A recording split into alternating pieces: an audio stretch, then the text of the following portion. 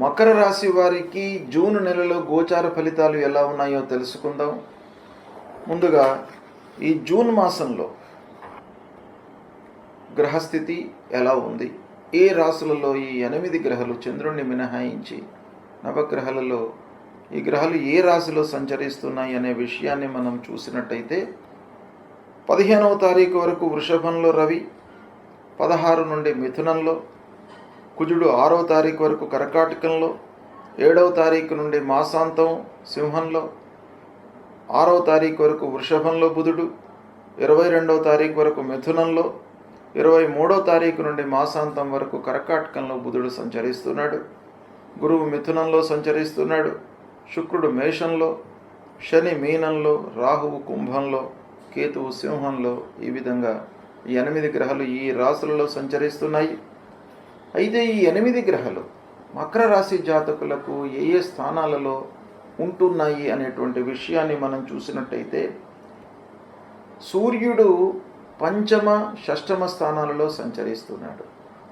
అంటే పంచమ స్థానంలో మొదటి 2 వారాలు ప్రతికూలంగా ఉన్నాడు, తదనంతరం షష్టమ స్థానంలో అనుకూలంగా ఉన్నాడు. ఇక కుజుడు సప్తమ, అష్టమ స్థానాలలో ప్రతికూలంగా సంచరిస్తున్నాడు. బుధుడు పంచమ, షష్టమ, సప్తమ స్థానాలలో కొంత అనుకూలంగా ఉన్నాడు. గురువు షష్టమ స్థానంలో ప్రతికూలం, శుక్రుడు 4వ స్థానంలో అనుకూలంగా ఉన్నాడు. ఇక శని ముఖ్యంగా మకర రాశి వారికి 3వ స్థానంలో సంచరిస్తున్నాడు, అనుకూలంగా ఉన్నాడు. రాహు ద్వితీయం, కేతువు అష్టమ స్థానంలో ప్రతికూలంగా ఉన్నారు. ఈ విధంగా గ్రహస్థితి ఉంది. మకర రాశి వారికి ముఖ్యంగా ఏళ్నాటి శని ప్రభావం వెళ్ళిపోయింది. ఉగాది నుండి 3వ స్థానంలోకి వచ్చినాడు శనీశ్వరుడు. కాబట్టి ఈ మాసం లోపల కూడాను శని యొక్క అనుకూలత ఉంది. జూన్ మాసంలో 3వ స్థానంలో ఉన్నాడు. అయితే గత మాసంలో గురువు మారినాడు, 6వ స్థానంలోకి వచ్చాడు. రాహువు మారినాడు, 2వ స్థానంలోకి వచ్చాడు. కేతువు అష్టమ స్థానంలో ఉన్నాడు. అంటే ఈ మాసానికి మనము పరిమితమై చూసినట్టయితే ఈ మాసంలో గురు, రాహువు, కేతువు, కుజుడు ఇలా ముఖ్యమైనటువంటి గ్రహాలు కొంత ప్రతికూలంగానే ఉన్నాయి. అయితే శనీశ్వరుడు, శుక్రుడు, బుధుడు కొంత అనుకూలంగా ఉన్నారు. కాబట్టి మిశ్రమ ఫలితాలు ఎక్కువగా గోచరిస్తున్నాయి ఈ మకర రాశి వారికి. కనుక ఈ రాశి ఫలాలను, అంటే ఈ గ్రహస్థితిని మనము అన్ని రకాలుగా చూసినట్టయితే బకాయిలు వసూలయ్యేటువంటి అవకాశాలు ఉన్నాయి. అంటే మీరు పూర్వం ఎవరికైతే డబ్బు ఇచ్చి ఉన్నారో వాళ్ళు మళ్ళీ మీకు తిరిగి ఇచ్చేటువంటి అవకాశాలు బాగా కనబడుతున్నాయి. డబ్బు వసూలు అవుతుంది. ఉద్యోగరీత్యా ఆదాయము స్థిరంగా ఉంటుంది. అంటే ఉద్యోగస్తులకు ఆదాయంలో హెచ్చుతగ్గులు కనబడట్లేదు ఈ మాసంలో.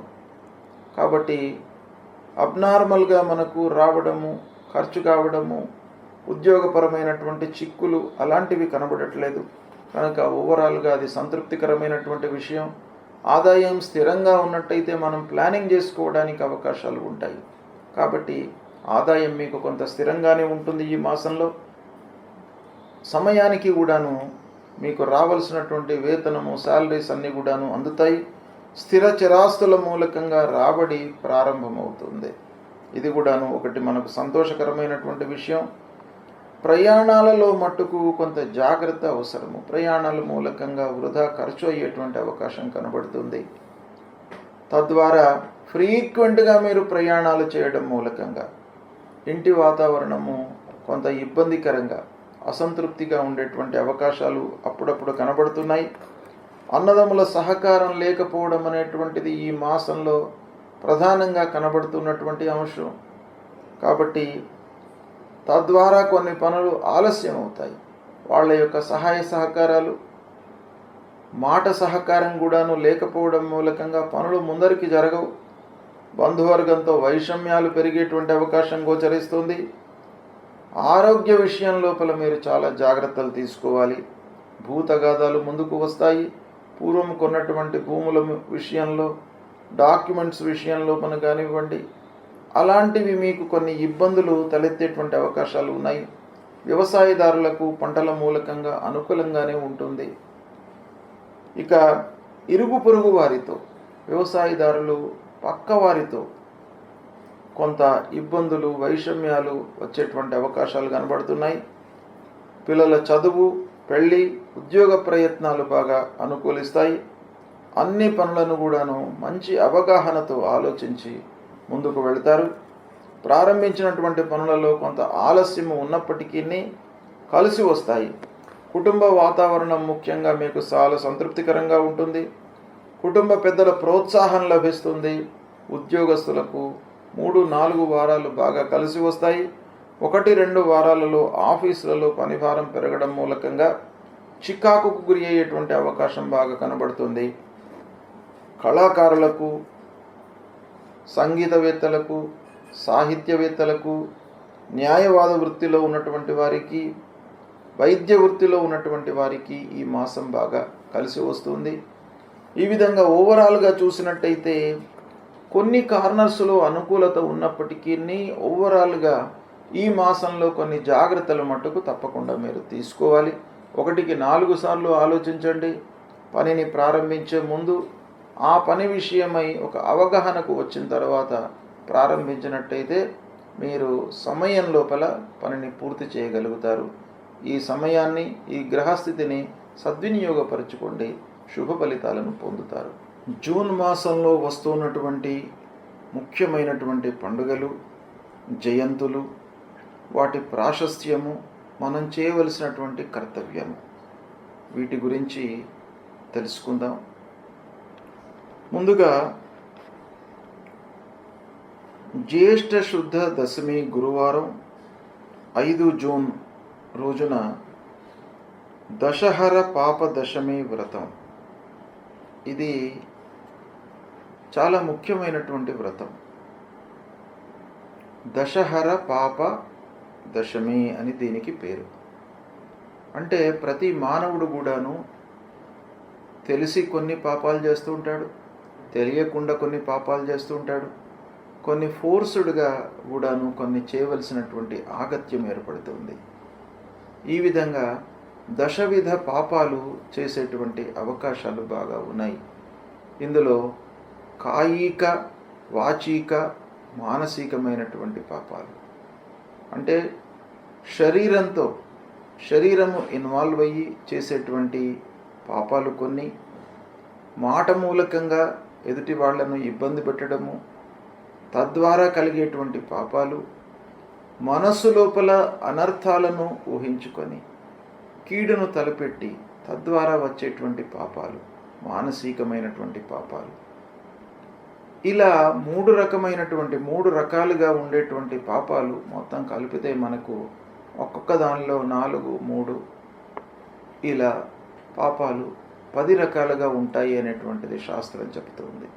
అయితే ఈ పాపాలు తొలగిపోవడానికి ఈ దశమి రోజున గంగా స్నానం చేసినట్టయితే, అంటే గంగా భగవతి పూజ, మనకు దగ్గరగా ఉన్నటువంటి గోదావరి నది కానివ్వండి, గంగా నదికి కానీ వెళ్ళి స్నానం ఆచరించినట్టయితే ఈ దశవిధ పాపాలు దూరం అయిపోతాయి అనేటువంటిది శాస్త్రం చెప్తుంది. కాబట్టి మనము సంతృప్తిగా జీవనం కొనసాగించడానికి, చేసినటువంటి అకృత్యాలను దూరం చేసుకోవడానికి గంగా స్నానం అనేటువంటిది చాలా ముఖ్యమైనటువంటిది. గంగా అంటే గంగా నది కాకుండా దగ్గరగా ఉన్నటువంటి జీవనదుల లోపల ఎక్కడైనా కూడాను మీరు స్నానం ఆచరించవచ్చును. అలాంటిది చేయడం మూలకంగా మనకు ఈ పాపాలన్నీ కూడాను దూరం అవుతాయి. ఇక 6వ తారీఖున నిర్జల ఏకాదశి, గణపతి సచ్చిదానంద స్వామి వారి యొక్క జయంతి.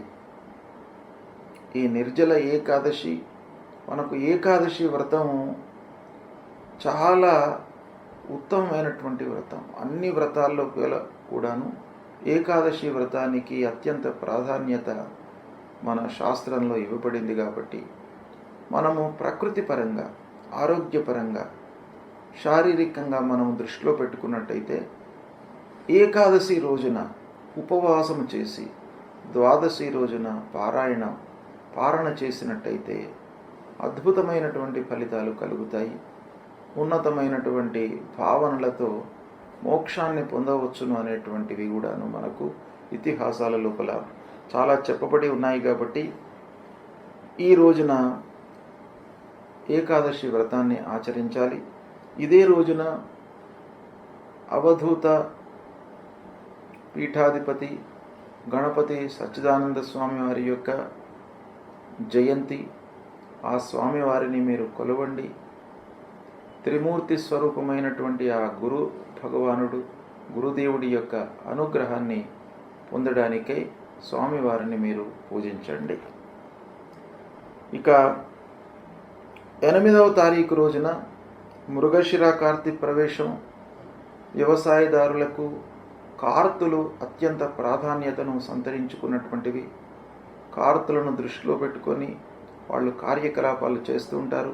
వ్యవసాయం ప్రారంభం చేయడము, విత్తనాలు నాటడము, ఇవన్నీ కూడాను కార్తులకు అనుగుణంగా వాళ్ళు చేసుకుంటారు. కనుక మృగశిర కార్తీ ప్రవేశం అనేటువంటిది చాలా ముఖ్యమైనటువంటి కార్తీ.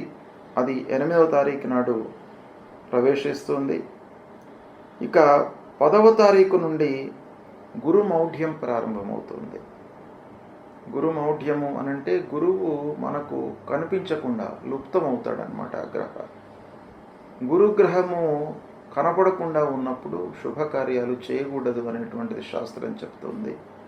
కనుక ఈ 10వ తారీఖు నుండి గురుమౌఢ్యం ప్రారంభమవుతుంది. దాంతో వివాహాది శుభకార్యాలన్నీ కూడాను నిషేధం. ఒక నెల రోజుల పాటు ఉంటుంది ఈ మౌఢ్యము. ఈ సమయం లోపల శుభకార్యాలు నిషేధము. తర్వాత 11వ తారీఖున జ్యేష్ఠ పౌర్ణిమ బుధవారం వటసావిత్రి గౌరీ వ్రతం. ఈ వటసావిత్రి గౌరీ వ్రతము ముత్తైదువులకు ఆ సావిత్రి ఎలానైతే గౌరీదేవిని పూజించి మాంగళ్యాన్ని రక్షించుకుందో అలాంటి ఉత్తమమైనటువంటి ఈ వటసావిత్రి వ్రతము 11వ తారీఖున వస్తుంది. దీన్ని కూడాను అందరూ ఆచరించి శుభప్రదమైనటువంటి జీవితాన్ని కొనసాగించడానికి ఈ వ్రతం బాగా ఉపయోగపడుతుంది. ఇక 14 జూన్ శనివారం సంకష్టహర చతుర్థి వ్రతం.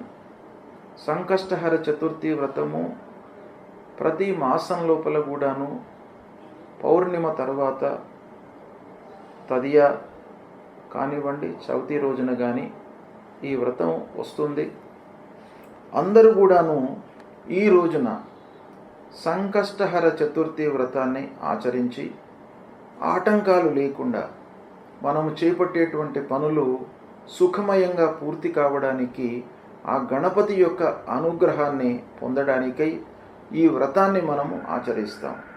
ఈ వ్రతం లోపల ఉన్నటువంటి కర్తవ్యం ఏంటంటే ఉదయం నుండి మనము ఉపవాసంతో ఉండి గణపతిని అర్చించి అభిషేకం చేసి సాయంకాలము చంద్రోదయం వరకు ఉపవాసము ఉండి చంద్రుణ్ణి చూసిన తరువాత ఉపవాస దీక్షను విరమించి అప్పుడు ఆ గణపతికి మళ్ళీ ఒక మారు ప్రార్థన చేసుకొని భుజించడము. ఇది ఈ సంకష్టహర చతుర్థి రోజున చేయవలసినటువంటి కర్తవ్యము. ఈ వ్రతము చాలా ముఖ్యమైనటువంటిది. కష్టాలు నివారిస్తాడు గణపతి, ఆటంకాలు రాకుండా మిమ్మల్ని కాపాడుతాడు. కాబట్టి ఈ సంకష్టహర వ్రతము అనేటువంటిది మీరు ఆచరించండి, శుభ ఫలితాలను పొందుతారు. తర్వాత 15వ తారీఖున మిథున సంక్రమణ ప్రవేశమవుతుంది. ఈ సంక్రమణ రోజున పితృదేవతల ప్రీత్యర్థమై మనము ఎవరికైనా కూడాను కొంత అన్నదానం చేసినట్టయితే మీకు సత్ఫలితాలు పొందుతారు. ప్రతి సంక్రమణ రోజున పితృదేవతల ప్రీత్యర్థమై మీరు ఒకరికి కానీ ఇద్దరికి కానీ మీకు ఎంతమందికి అనుకూలమైతే మీ శక్తి కొలది అన్నదానం చేయండి, సత్ఫలితాలను పొందుతారు. ఇక 23వ తారీఖు రోజున సోమ ప్రదోషమి వ్రతం, మాస శివరాత్రి. ఈ రెండు కూడాను ప్రదోషమి మాస శివరాత్రి శివవ్రతాలు. ఈ రెండు వ్రతాలను సోమ ప్రదోషమి అదే రోజు వస్తుంది, అదే రోజున కూడాను మాస శివరాత్రి ఉంది. ఆ శంకరుణ్ణి ప్రదోష కాలం లోపల మీరు పూజించినట్టయితే మీకు అన్ని రకాలుగా ఐశ్వర్యాన్ని, అపమృత్యు దోషాలను తొలగిస్తాడు. అపమృత్యు దోషాన్ని తొలగించి ఐశ్వర్యాన్ని ప్రసాదించేటువంటి ఆ శంకరుడు ఆ సోమప్రదోషమి రోజున మీరు పూజించినట్టయితే తప్పకుండా మీకు అనుగ్రహం లభిస్తుంది. తర్వాత అమావాస్య, దర్శామావాస్య కూడాను 25వ తారీఖు నాడు వస్తుంది. ఈ అమావాస్య రోజున కూడాను పితృదేవతల ప్రీత్యర్థమై మీరు అన్నదానం చేయండి. ఎవరైతే నిస్సహాయులు ఉన్నారో, అంగవైకల్యంతో ఇబ్బంది పడుతున్నటువంటి వాళ్లకు మీరు కొంత అన్నదానం చేయండి. ఒకరికి ఇద్దరికి మీ శక్తి కొలది అన్నదానం చేసినట్టయితే మీ పితృదేవతల యొక్క అనుగ్రహం మీకు లభిస్తుంది. పితృదోషము ఉండకుండా ఉంటుంది. కాబట్టి ప్రతి అమావాస్య రోజున కూడాను మీరు ఈ కర్తవ్యాన్ని ఆచరించండి.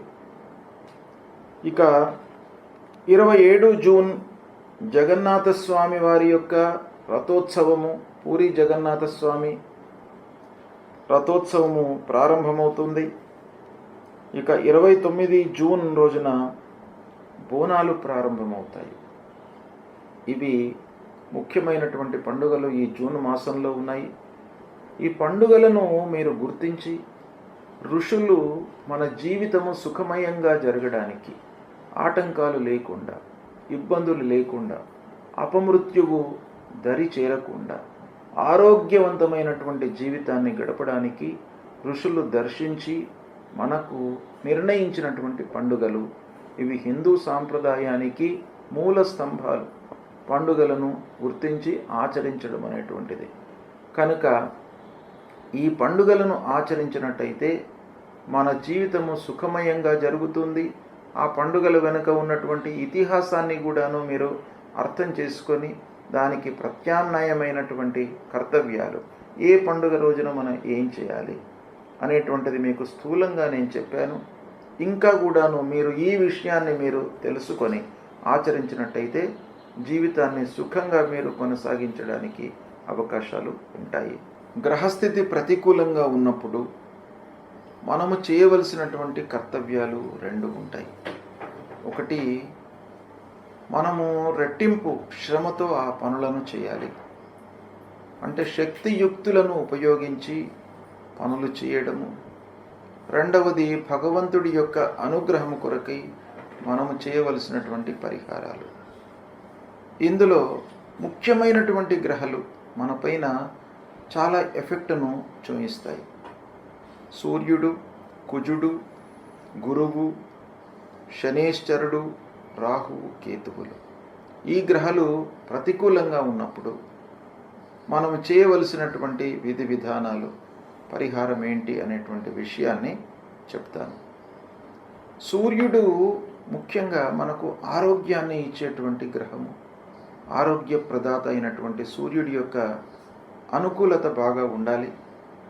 అంటే దుస్థానాలలో సంచరిస్తున్నప్పుడు సూర్యుడు మనం చేసేటువంటి పనుల లోపల ఆటంకాలు, శ్రమ, శారీరక ఇబ్బందులు కలిగించేటువంటి అవకాశాలు ఉంటాయి. కాబట్టి సూర్యుణ్ణి మనం ప్రసన్నం చేసుకోవడానికై ప్రతినిత్యం కూడాను ఉదయము స్నానం చేసిన తర్వాత సూర్య నమస్కారాలు చేయడము చాలా ముఖ్యమైనటువంటిది.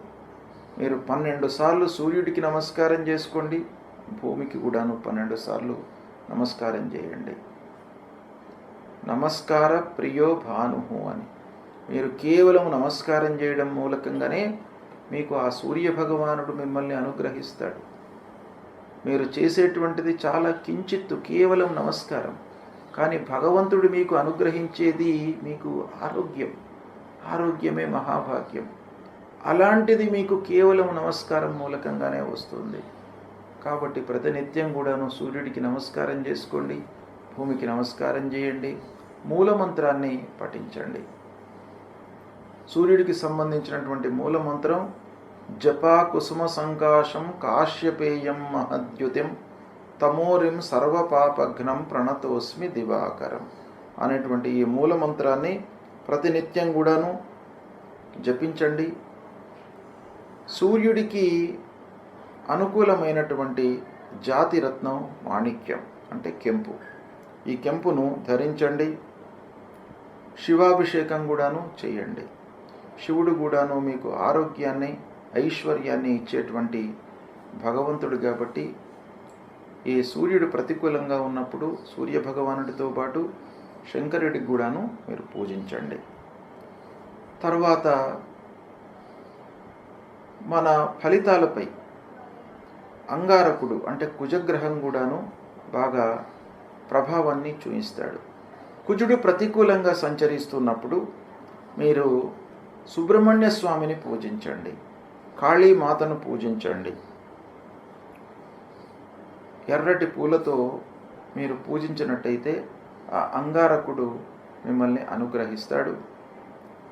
ఈ అంగారకుడు అంటే కుజుడి యొక్క ప్రభావము నిర్వీర్యం కావడానికి, తగ్గడానికి, ప్రతికూల ఫలితాలు ఉండకుండా ఉండడానికి మీరు ప్రతినిత్యం కూడాను ధరణీ గర్భసంభూతం విద్యుత్ కాంచన సన్నిభం కుమారం శక్తిహస్తంచ మంగళం ప్రణమామ్యహం అనేటువంటి ఈ మూలమంత్రాన్ని ప్రతినిత్యం కూడాను జపించండి. సుబ్రహ్మణ్య స్వామి దేవాలయానికి వెళ్ళండి. ఈ అంగారకుడికి ప్రీతికరమైనటువంటి జాతిరత్నము పగడాన్ని ధరించండి.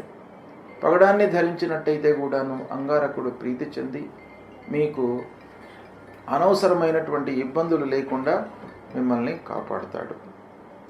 ఇక గురు భగవానుడు అత్యంత ప్రధానమైనటువంటి గ్రహ కనుక గురువు ప్రతికూలంగా ఉన్నప్పుడు మీరు దక్షిణామూర్తి దేవాలయానికి వెళ్ళడము, దత్తాత్రేయ స్వామి దేవాలయానికి వెళ్ళడము, దత్తాత్రేయ స్వామిని కొలవడము, ఇవి చేసినట్టయితే మీకు ఆ గురు భగవానుడి యొక్క అనుకూలత లభిస్తుంది.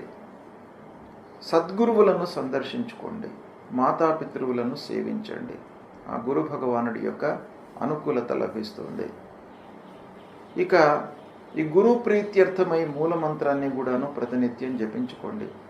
దేవానాంచ ఋషీణాంచ గురుం కాంచన సన్నిభం వందనీయం త్రిలోకానాం తం నమామి బృహస్పతి అనేటువంటి ఈ మూలమంత్రాన్ని ప్రతినిత్యం కూడాను చదువుకోండి. పసుపు వస్త్రము, శనిగలను దానంగా ఇవ్వండి. పుష్యరాగాన్ని ధరించండి. గురువుకు ఇవి చాలా ప్రీతికరమైనటువంటిది కాబట్టి వస్త్రము, ధాన్యము దానంగా ఇవ్వండి. ఈ కనక పుష్యరాగాన్ని ధరించండి. ఇక శనేశ్వరుడు ప్రతికూలంగా ఉన్నప్పుడు శని మనకు చాలా విషయాల లోపల ప్రభావాన్ని చూపిస్తాడు. ముఖ్యంగా ఆర్థికపరమైనటువంటి సమస్యలను క్రియేట్ చేస్తాడు. రాబడి పైన ప్రభావాన్ని చూపిస్తాడు. కనుక శని భగవాను అనుకూలం చేసుకోవడం చాలా ముఖ్యమైనటువంటి కర్తవ్యం. శనిని ప్రీతికరంగా మనం పూజించాలి. శని ప్రీత్యర్థమై ఏం చేయాలి? శివుణ్ణి పూజించండి, ఆంజనేయ స్వామిని పూజించండి, స్తోత్ర పారాయణం చేయండి, శని స్తోత్ర పారాయణం చేయండి. తర్వాత హనుమాన్ చాలీసా పారాయణం చేయండి.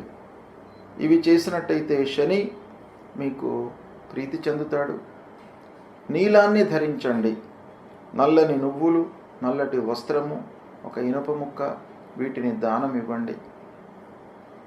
ఇక శని ప్రీత్యర్థమై మీరు నీలాంజన సమాభాసం రవిపుత్రం యమాగ్రజం ఛాయా మార్తాండ సంభూతం తం నమామి శనైశ్చరం అనేటువంటి ఈ మూలమంత్రాన్ని ప్రతినిత్యం కూడాను జపించండి. ఇక రాహువు ప్రతికూలంగా ఉన్నప్పుడు, రాహువు కూడాను ప్రధానమైనటువంటి గ్రహ, ఛాయాగ్రహము, మనపైన మానసిక శారీరక ఇబ్బందులను క్రియేట్ చేసేటువంటి గ్రహము, అనవసరమైనటువంటి భయాన్ని కల్పించేటువంటి గ్రహము, ఆందోళనలకు గురి అయ్యేటువంటి అవకాశాలు రాహువు ప్రతికూలంగా ఉన్నప్పుడు బాగా ఉంటాయి. కాబట్టి రాహువును తప్పకుండా ప్రీతికరంగా మీరు చేసుకోవాలి. ఈ రాహు ప్రీత్యర్థమై దుర్గాదేవిని పూజించండి. మినుములు దానంగా ఇవ్వండి. గోమేధికాన్ని ధరించండి. దుర్గామాత దేవాలయానికి ప్రతినిత్యం కూడా వెళ్ళినట్టయితే రాహువు ప్రీతి చెందుతాడు. రాహు మూలకంగా కలిగేటువంటి దుష్ప్రభావం దూరమవుతుంది. ప్రతినిత్యం కూడాను మూలమంత్రాన్ని జపించండి. అర్ధకాయం మహావీర్యం చంద్రాదిత్య విమర్ధనం సింహికా గర్భ సంభూతం తం రాహుం ప్రణమామ్యహం అనేటువంటి మూలమంత్రాన్ని ప్రతినిత్యం కూడాను జపించండి. ఇక కేతు ప్రతికూలంగా ఉన్నప్పుడు మీరు ఏం చేయాలి? గణపతిని పూజించండి. ఆ గణాధిపతిని పూజించడం మూలకంగా ఆటంకాలు లేకుండా ఉంటాయి, ఆలస్యం జరగకుండా ఉంటాయి మనం చేపట్టినటువంటి కార్యక్రమాలలో. కనుక ఆ గణపతిని సేవించండి. గణపతి దేవాలయానికి వెళ్ళండి. ఉలువలు దానంగా ఇవ్వండి. వైడూర్యాన్ని ధరించండి. ఫలాశ పుష్ప సంకాశం తారక గ్రహమస్తకం రౌద్రం రుద్రాత్మకం ఘోరం తం కేతుం ప్రణమామ్యహం అనేటువంటి మూలమంత్రాన్ని ప్రతినిత్యం కూడాను చదువుకోండి. ఈ గ్రహాలకు సంబంధించిన ఈ మూలమంత్రాలే కాకుండా గ్రహస్థితి ప్రతికూలంగా ఉన్నప్పుడు, మీకు మానసికమైనటువంటి ఇబ్బందులు తలెత్తుతున్నప్పుడు, శారీరకమైనటువంటి ఇబ్బందులు ఎదురవుతున్నప్పుడు, ఆర్థికపరమైనటువంటి సమస్యలతో కొట్టుమిట్టాడుతున్నప్పుడు మీరు చేయవలసినటువంటి కర్తవ్యము లలితా సహస్రనామ పారాయణం చేసుకోండి. విష్ణు సహస్రనామ పారాయణం చేయండి. ఆదిత్య హృదయాన్ని చదువుకోండి. శివుణ్ణి పూజించండి. శివుని యొక్క దేవాలయానికి వెళ్ళి అభిషేకం చేయించండి. ఇవి చేసినట్టయితే మీకు గ్రహస్థితి మూలకంగా కలిగేటువంటి దుష్ప్రభావము దూరమవుతుంది. శుభ ఫలితాలను పొందుతారు.